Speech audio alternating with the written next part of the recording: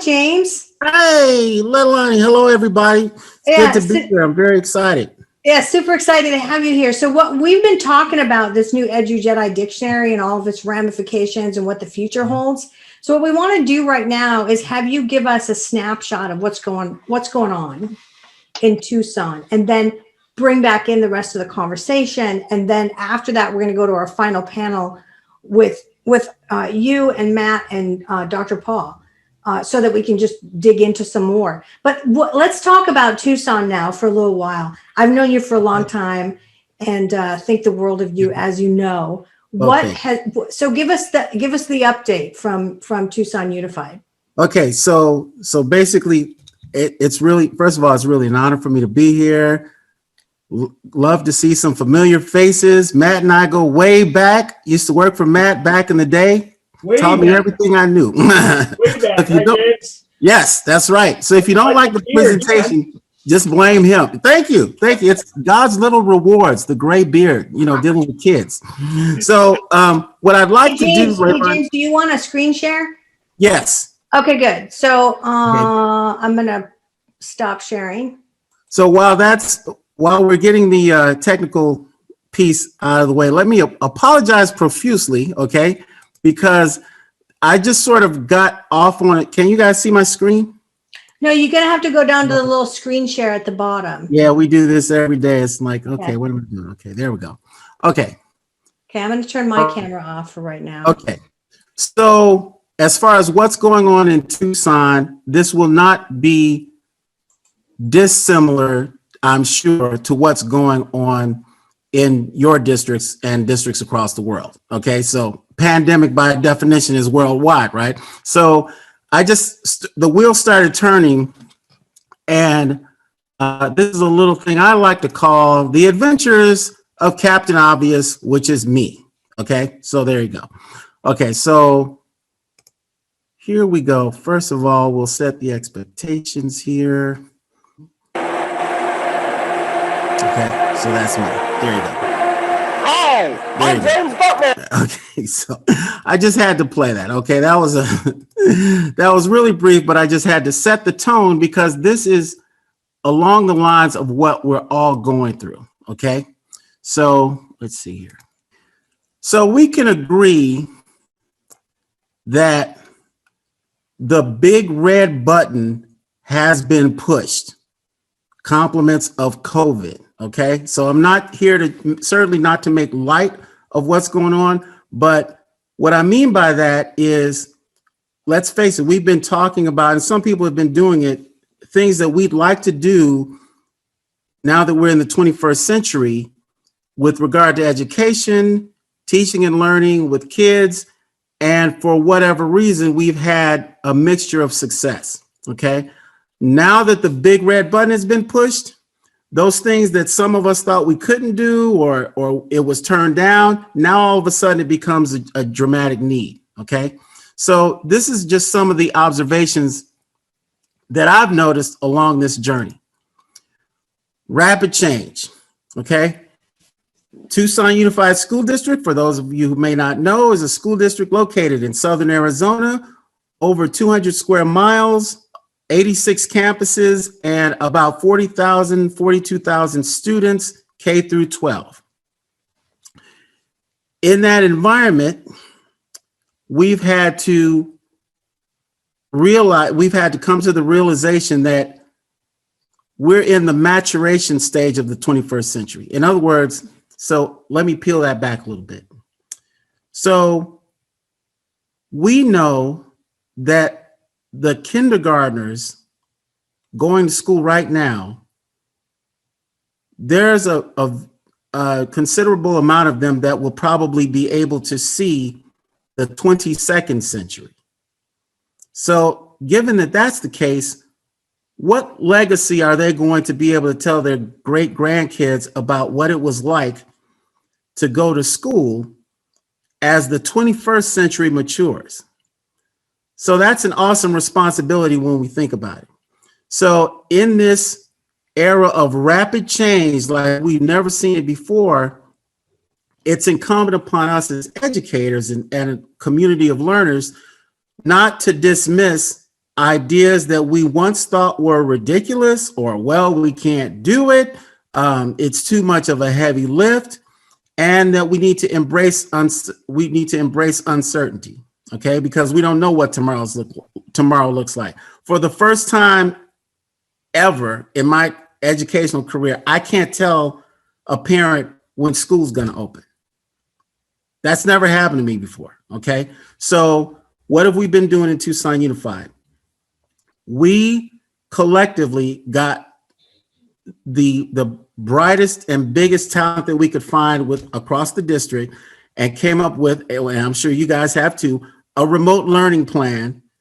But we wanted to get all the voices at the table. We wanted to get voices from the principals, from the teachers. We wanted input on an informal basis from parents. We wanted input from operations folks to how to craft this remote learning model, if you will, and deliver the best possible teaching and learning that we can deliver for our customers, because they are customers.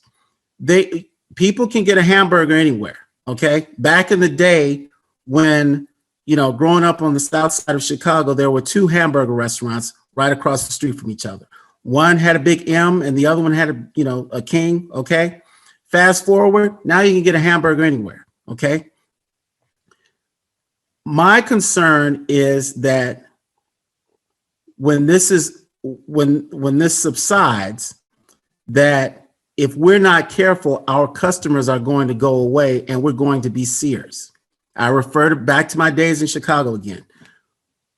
Who can tell me, without Googling it, what used to be the advertising theme for Sears back in the day? Does anybody remember? The answer is where America shops for gifts. Now, does anybody in the year 2021 believe that Sears is where America shops for gifts? I don't think so. Okay, so if we don't watch out, if we're not very careful, we're going to be Sears. Okay, that concerns me.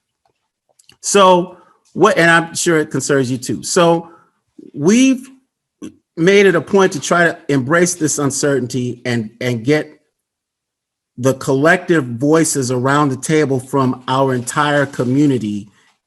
Again, like I said, the parents, the students, everybody's stressed, everybody's dealing with, emotions and trying to juggle all of this, this new information at the same time to where it makes sense in people's lives. So we have to factor that into whatever it is we do.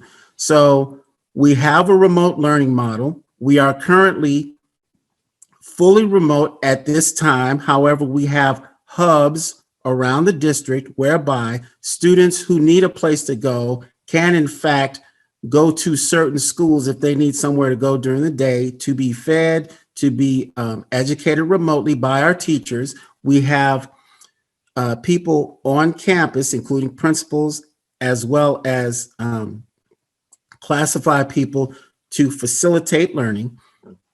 And when we follow the Pima County, which is the county that Tucson, the city of Tucson is in, we follow the Pima County Department of Health guidelines on a dashboard to help determine as a district when it makes sense to open for more students to come into the buildings.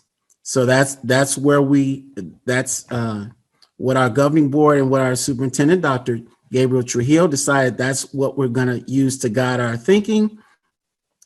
But now we're in a remote learning mode, which means, devices. It means those students who come to school, they have the option of having a device provided by the district. Some of those students have their own device.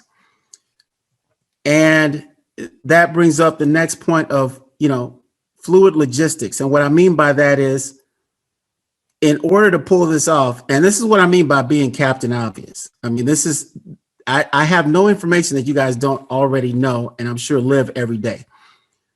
Interdepartmental collaboration. Prior to COVID, there may have been less collaboration between departments that you would just never think of, between instructional technology and transportation. As the leader of the instructional technology department of Tucson Unified School District, I know the director of transportation. She's a very nice person, very, very competent, extremely intelligent. But prior to this experience, we just didn't have that many occasions to interact with each other and collaborate. Well, we do now, okay? And that's what I mean by the definition of pandemic. It's worldwide, okay? So to that end, if we're to deliver future-ready education under these circumstances, interdepartmental collaboration is essential. And we've also found that with regard to lost achievement, we got to pack our patience. Everybody has to be patient with each other. Kids are people too. Teachers are people too. Everyone is stressed, okay? And we have to factor that in. We cannot downplay that, because you never know what someone else is dealing with, particularly under these circumstances. And I caught the tail end of the conversation when I came in, and I want to really emphasize, this is my where it says, will it play in Peoria? And my staff, they laugh at me because I ask that question every meeting I go to. Will it play in Peoria? I saw that graphic that you guys had up where it had this like ecosystem of, distance learning, and it had, rostering. I heard Matt talk about rostering, which is a whole different, that's an animal, a beast unto itself, or it can be. Sometimes, and I'm not going to mention any names, sometimes I've noticed that when vendors come in and you're talking to vendors and you're trying to craft or engineer, if you will, remote learning where it makes sense for your constituency, some people will come in and say, oh, yes, rostering, no problem. Yes, you can scale this, and you can time out. Will it play in Peoria? Because some of these people kill me. They'll say, well, why don't you talk to XYZ district and see what their experience was? Yeah, that's fine. Okay. However, while I appreciate all of my colleagues in different school districts, my concern is, will it play in Peoria? In other words, that old vaudevillian saying, the question is not, is the joke funny on 42nd Street in New York? The question is, will that same joke play in Peoria? Behind my head there, Tucson Unified School District, as far as I'm concerned, is Peoria. So I want to know from a vendor, are you going to work in our universe? Is it going to work when I connected that piece of the puzzle to the rest of the pieces, and will it work? Or is it going to turn into a hot mess the minute I press that button? That's what I want to know. And I think that's even more crucial under the circumstances that we're in now, because we don't have the bandwidth, if you will, to back up and say, okay, now that we found out that didn't work, now we got to get this other piece in here. Okay. So the bottom line is, while this is certainly a very serious situation that we're in, if I had one takeaway, it would be that it's also a tremendous opportunity to have teaching and learning reflect the fact that the 21st century is now mature. And we're not talking about, we can't wait until we get to the 21st century.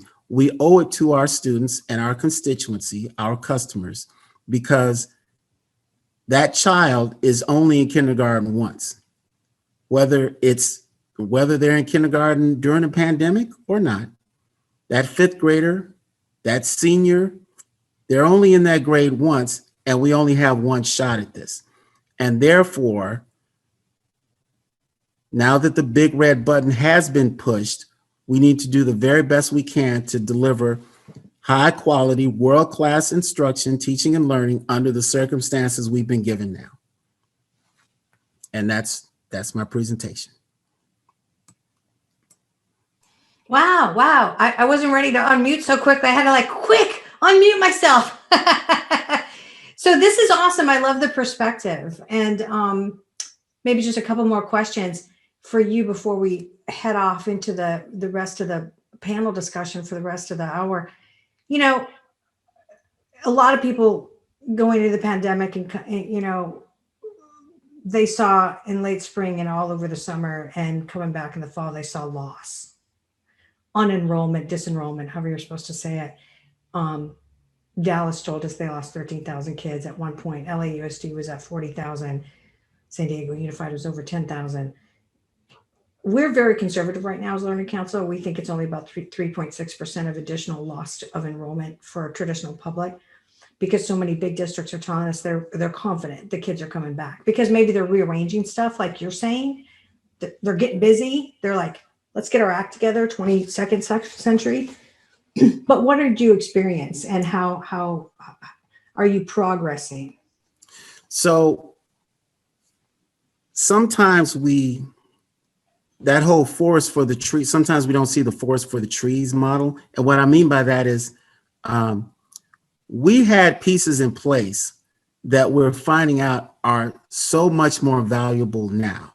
For instance, pre-pandemic, we had a district strategic committee put together to address enrollment loss. We had that, and it was working. In fact, it was very effective. We had that already in place. We already had in place an online curriculum model. Mm-hmm. So we already had 6 through 12 online curriculum already in place.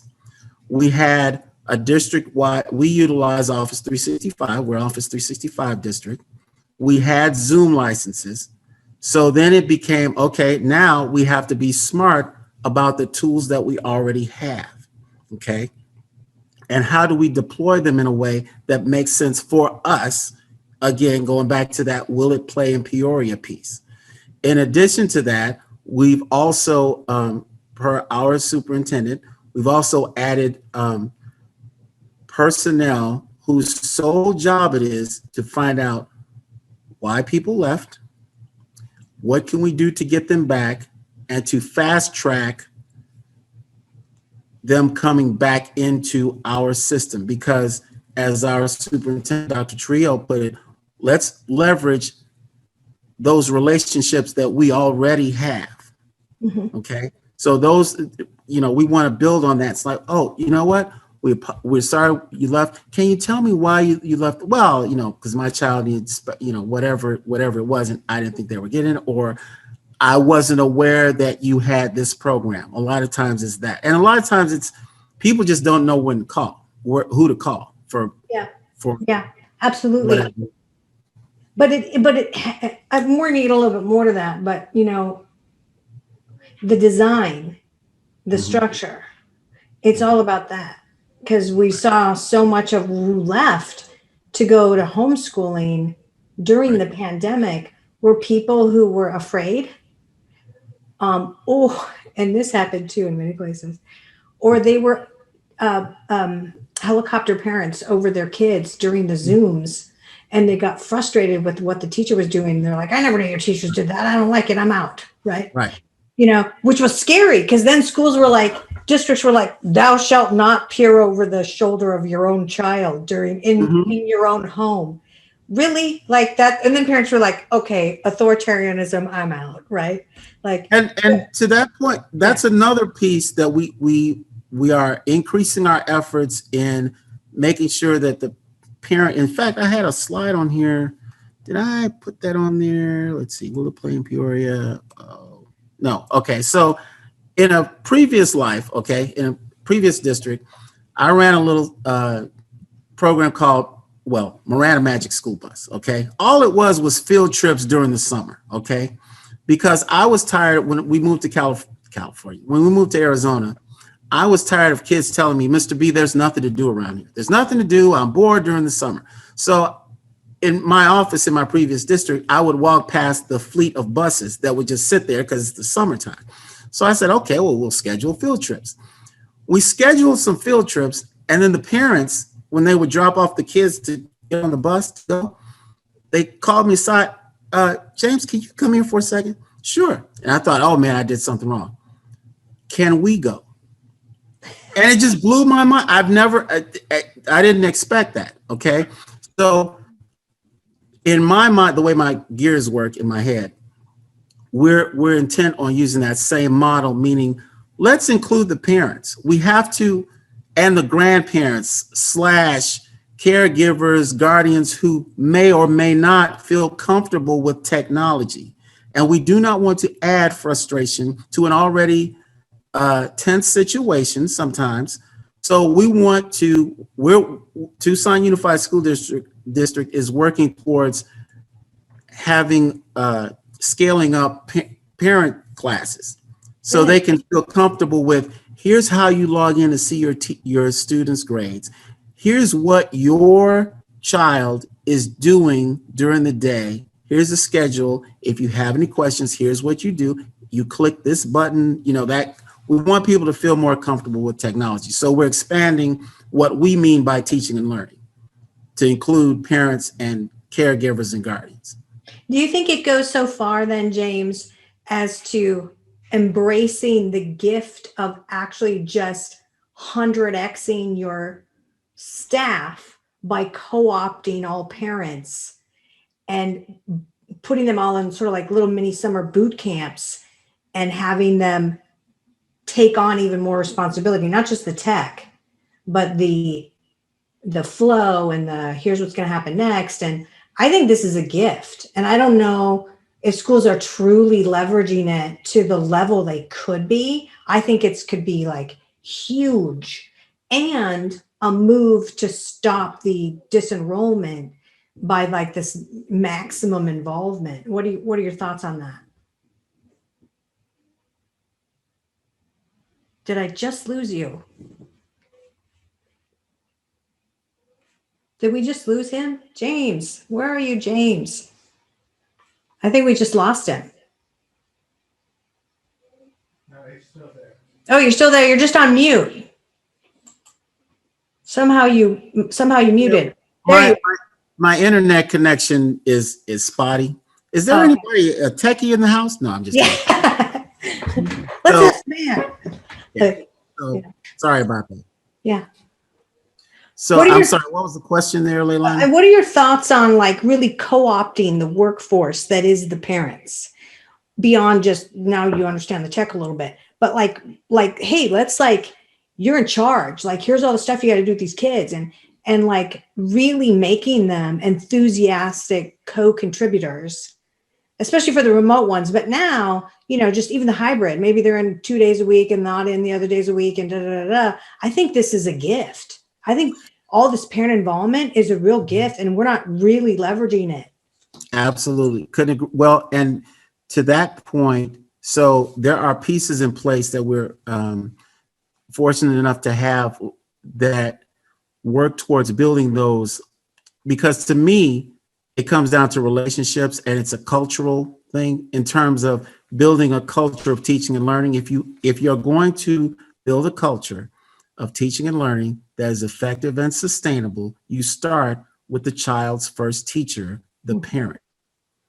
So we have pieces in place that we plan on, that we want to leverage. One is, I'll give you an example, Verizon Innovative Learning Program, whereby the parents in that program are very involved with regard to understanding digital citizenship and understanding exactly what is my responsibility here? What am I supposed to do? Because we have to report that out back to the folks at Digital Promise. So we're in the process of leveraging that based on our experience with that program. And again, I also mentioned the classes that we have, but there's also our technology oversight committee, which includes parents, because we want to hear their voices. So we do have pieces in place that we would like to leverage. And also, there was a slide, ideas. Any ideas that perhaps somebody thought was just a little bit wackadoodle, hey, bring it on, because we're all in this together, and there's nothing that somebody can just dismiss out of hand Mhm. in order to not only get through this, but to thrive in it, because again, our responsibility is still the same, Yeah. just more important and more intensified. So Yeah. Yeah. Well, good. Well, thanks for that comment on that. Young children spend 75% of their school day involved in listening activities and need to receive 90 to 100% of information via the spoken word to understand the full meaning. But there are numerous barriers standing in the way of that critical intelligibility, and unfortunately, they can't yet fill in the blanks when things are missed. In students' environments, distance, directionality, and ambient noise all play a role. Speech gets quieter over distance, dropping in volume significantly as it makes its way toward the back of the room. Further, when teachers face away from their students, the sound level can be cut in half. Distracting ambient noise can also drown out speech, leaving students and teachers straining to effectively communicate. And simply increasing the volume of speech itself is often not enough. As loudness increases and teachers try to reach the entire room, students might be able to hear what's being said, but they may still struggle to understand it. For example, clarity is critical to the understanding of soft consonants, such as p, t, k, s, and more. The recent COVID-19 pandemic has added additional challenges to the listening environment, such as greater distance between students and teachers, masks and other facial coverings, and protective barriers on desks. With instructional audio, you can overcome these challenges. By leveraging a microphone with either a portable or installed speaker solution, you can ensure the teacher's voice achieves even coverage, regardless of distance, directionality, and ambient noise. And with an easy, tap-to-talk microphone, student voices are clearly heard by both their teachers and peers. Instructional audio provides a clearer way to hear the human voice and a pathway to elevating the learning and understanding of students in the modern classroom. To learn more, contact LightSpeed today.